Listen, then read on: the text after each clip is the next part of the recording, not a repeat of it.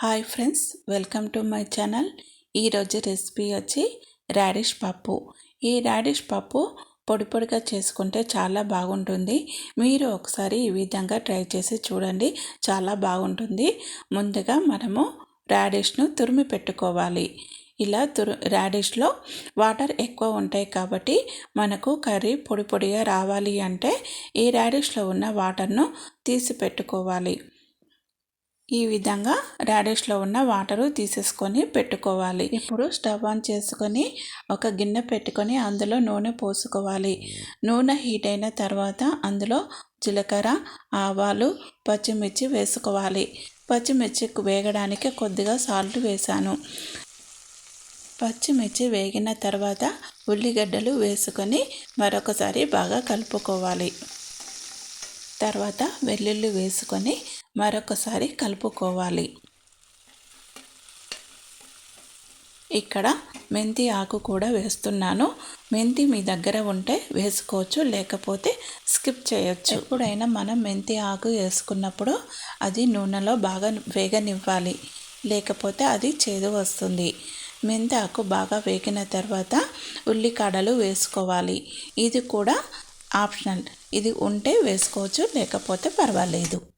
ఇక్కడ మెంతాకు, ఉల్లికాడలు బాగా వేగిన తర్వాత పసుపు వేసుకొని మరొకసారి కలిపి పెట్టుకోవాలి. మనము పసుపు వేసిన తర్వాత ముందుగా తురిమి పెట్టుకున్న రాడిష్ను వేసుకోవాలి. ఈ రాడిష్ పోపు అంతా కలిసేటట్టు బాగా కలుపుకోవాలి. మొత్తం బాగా కలిపిన తర్వాత మూత పెట్టుకోవాలి. మూత పెట్టుకున్న ఒక 5 నిమిషాల తర్వాత మూత తీసి మరొకసారి కలుపుకోవాలి, లేకపోతే అడుగంటిపోతుంది. ఇలా మధ్య మధ్యలో కలుపుతూ ఉండాలి.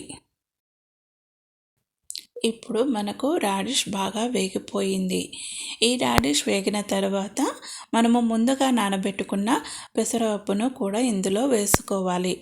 ఈ పెసరపప్పు 5 నిమిషాల కన్నా ఎక్కువ నాననివ్వద్దు. ఎక్కువసేపు నానిపోతే పెసరపప్పు తొందరగా ఉడికిపోయి ముద్ద ముద్దగా తయారవుతుంది. మనకు కర్రీ పొడి పొడిగా రావాలి అంటే ఎక్కువసేపు నాననివ్వద్దు. ఈ విధంగా రాడిష్ పప్పు రెండు బాగా కలుపుకొని మూత పెట్టుకోవాలి. మూత పెట్టుకున్న ఒక 5 నిమిషాల తర్వాత మరొకసారి కలుపుకోవాలి. ఈ కూర మొత్తము మనము సిమ్ములోనే చేసుకోవాలి, లేకపోతే ఫ్రై కర్రీస్ అడుగంటిపోతుంది.